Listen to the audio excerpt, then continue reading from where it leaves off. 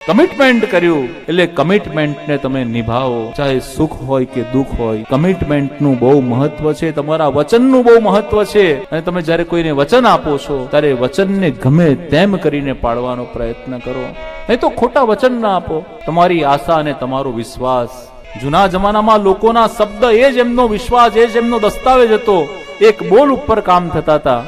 નરસિંહ મહેતા હુંડી લખે, કેટલો મોટો વિશ્વાસ. અને સામળિયા શેઠ બની અને દ્વારકાની અંદર લાખો રૂપિયાની હુંડી ભગવાન વટાવી આપે, આ કેટલો મોટો વિશ્વાસ.